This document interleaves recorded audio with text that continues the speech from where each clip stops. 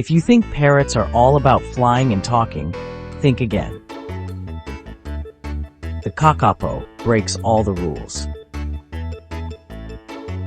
Let's dive into the world of the world's weirdest parrot. The Kākāpō is the world's only flightless parrot, and it's nocturnal, which means it's most active at night. These birds can weigh up to 9 pounds, making them the heaviest parrots on Earth. Kākāpōs have soft, mossy green feathers that help them blend into New Zealand's forests.